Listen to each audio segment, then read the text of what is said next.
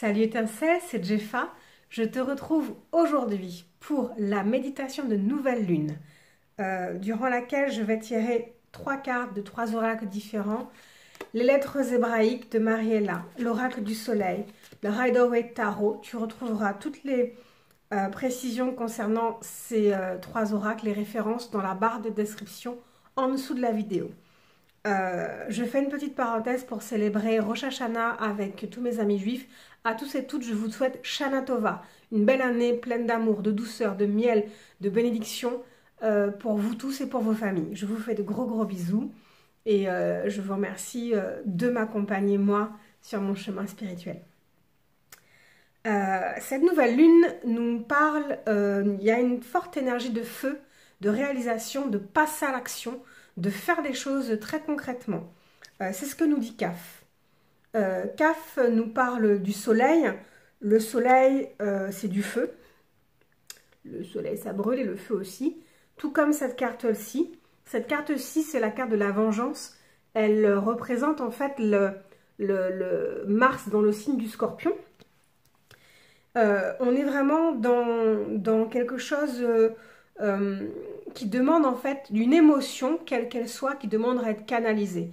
Sortir les émotions de son cœur, ne pas faire jouer le mental, sortir les émotions de son cœur et les manifester. Alors si c'est de la colère, si c'est de la rage, naturellement il sera nécessaire de canaliser les choses.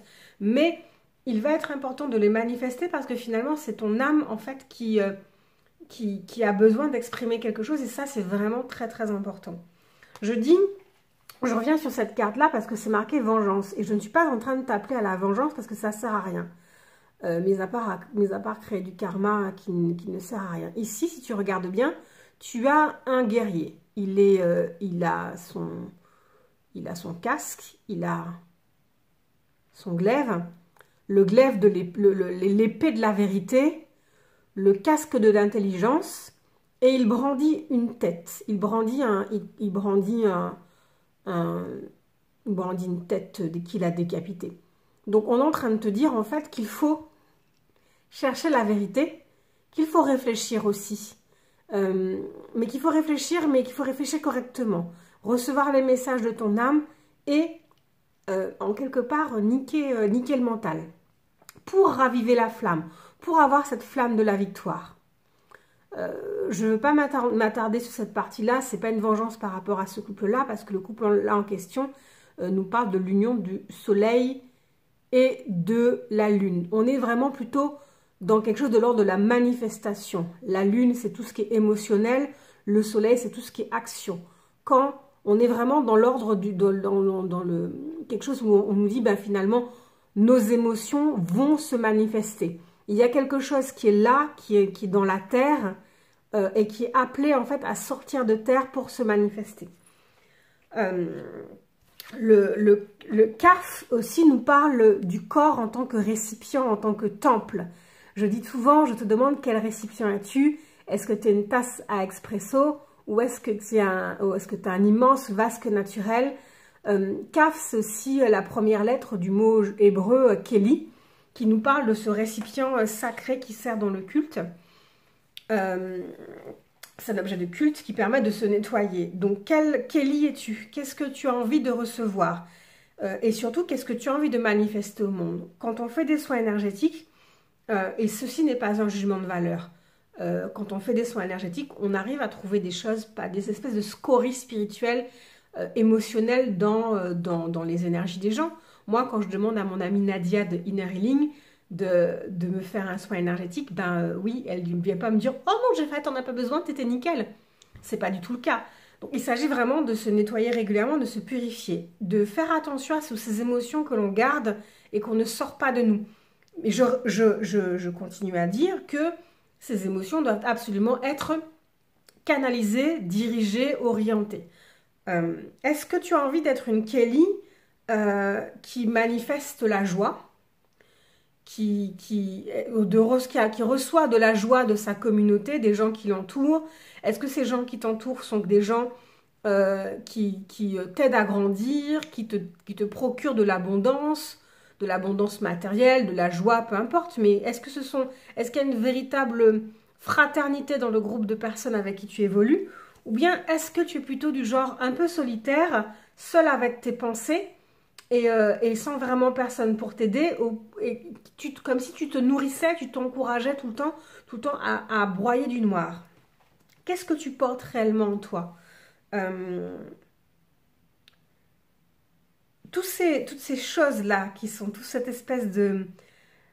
je suis obligée de penser à Rouen avec ces pluies de suie, ces pluies d'hydrocarbures, parce que c'est un petit peu l'image qui me vient là, de cette sensation en fait qu'on porte souvent de la suie, quelque chose de gluant, oui, de gluant, qui sent pas bon au fond de nous.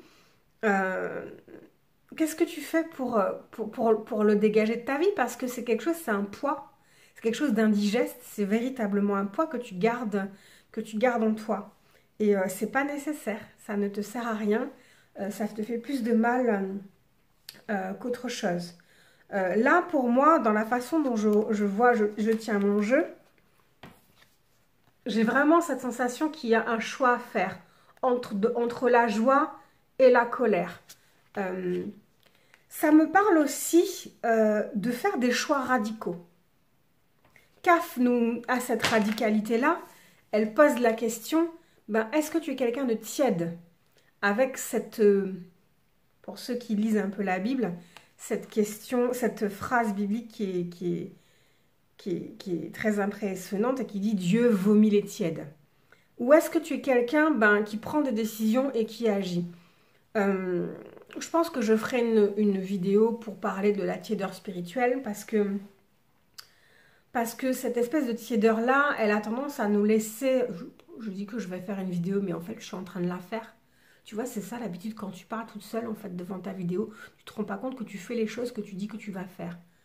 Les gens, je crois qu'il faut que je dorme et que j'ai besoin de repos, là, c'est plus possible. Donc, j'étais en train de dire, la tiédeur spirituelle, c'est quand, en fait, tu es découragé. Tu laisses ton mental, en fait, te décourager. Tu passes pas à l'action. C'est la fameuse question, à quoi bon? À quoi bon faire les choses? Mais j'ai envie de te dire, à quoi bon?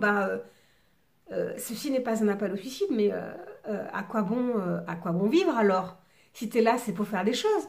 Donc, débarrasse-toi de cette espèce de suie émotionnelle que tu traînes, qui t'embarrasse et qui t'alourdit, qui t'empâte, qui te machin, et agis.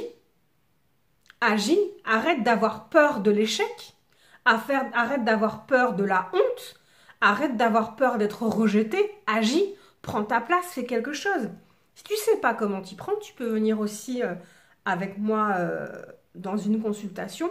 On peut travailler sur à comprendre quelle est ta spiritualité, comment elle se manifeste.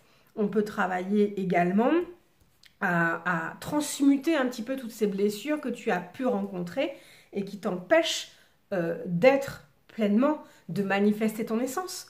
On peut travailler, là j'ai une pensée pour les hommes parce que j'ai publié sur Facebook un message une vidéo qui parlait de la virilité. On peut travailler sur cette question de virilité parce que pour moi la virilité est un masque qui conforte les hommes dans une masculinité qui est souvent toxique, mais qui est d'abord toxique pour eux et qui empêche en fait leur essence d'être montrée au monde et qui les empêche d'être les hommes puissants qu'ils recherchent. Avec la virilité, on cherche quelque chose de... On est des bonhommes, tu vois, on est des bonhommes et tout.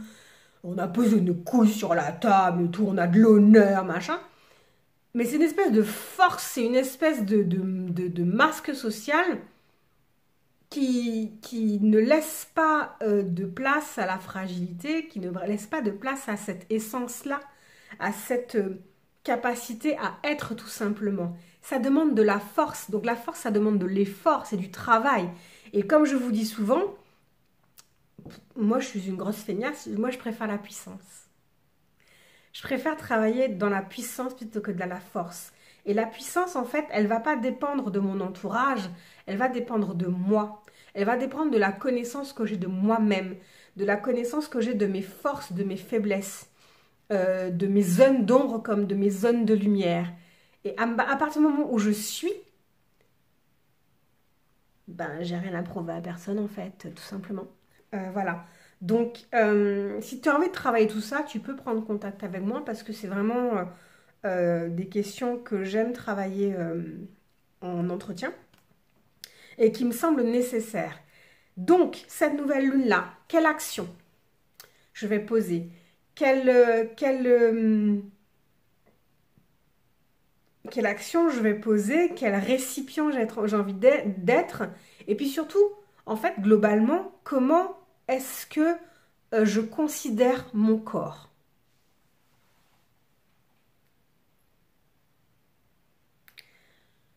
Je crois qu'il y a vraiment besoin de parler aussi de sexualité sacrée.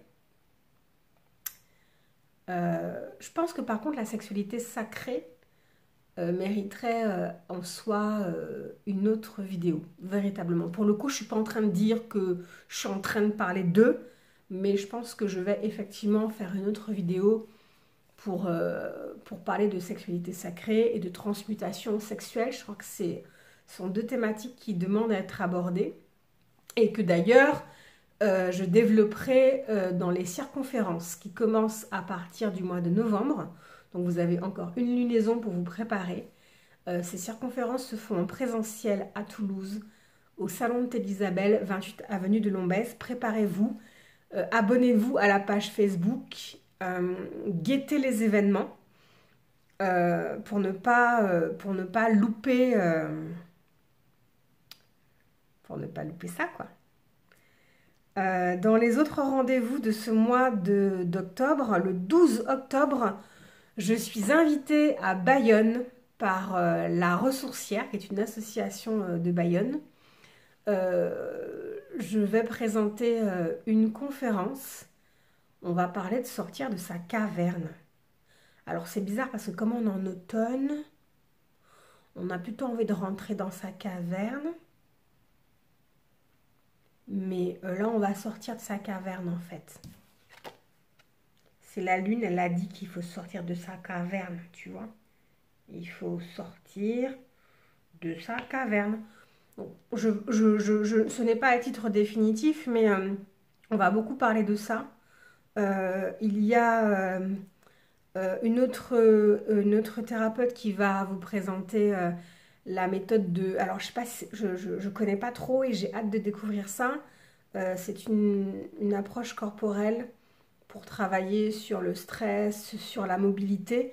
L'approche Feldenkrais, ça quoi. Hein? Arrête de te moquer. Et nous aurons aussi une tisanière et qui va nous proposer des tisanes. Enfin, au-delà des tisanes, en fait, elle sait faire des choses avec les plantes et elle va nous parler des plantes qui nous sont nécessaires en fonction du public qui aura là, de vous qui allez nous rejoindre. En plus de cette conférence que je vais donner, je vais effectuer tout au long de la journée des petites guidances personnelles d'une demi-heure. Donc, si vous avez envie d'une guidance privée avec moi d'une demi-heure, il faut s'inscrire auprès de moi via Facebook. Donc, n'hésitez pas à prendre rendez-vous pour ce 12 octobre. Venez nombreuses et nombreux. Non, parce que juste envie de vous faire des bisous aussi, quoi, en vrai. On ne peut pas faire des bisous véritablement dans les vidéos. Donc, voilà. Je vous laisse avec cette méditation de nouvelle lune. De toutes les manières, vous savez que les guidances hebdomadaires servent à approfondir ces questions-là. On a eu une précédente lune qui nous parlait de discerner, de faire attention à nos ressentis. Ces ressentis-là se manifestent dans le corps. Et on a une nouvelle lune qui nous parle de ce corps-là, de ces émotions-là et de leur matérialisation. Prendre ce que l'on ressent pour le poser. Donc je trouve que, je sais pas pour vous, mais je trouve que c'est un cheminement qui est très intéressant de parler, d'abord faire les choses pour soi et pas pour les autres, ressentir, discerner, discerner, partager, partager en canalisant. Moi, ça me plaît. J'espère que vous apprenez des choses parce qu'en tout cas, moi, j'apprends des choses aussi. N'oubliez pas, je vous enseigne, mais si je vous enseigne, c'est parce que de mon côté, j'apprends également. J'apprends en vous servant et j'apprends en discutant avec vous. Donc, n'hésitez pas à venir, à échanger, à partager vos expériences dans les commentaires sous ces vidéos ou dans les commentaires là où il sera publié et que vous la trouverez. Je vous embrasse très très très très très beaucoup. Je vous dis à très bientôt pour une nouvelle vidéo et à lundi pour la première méditation de cette lunaison. À bientôt!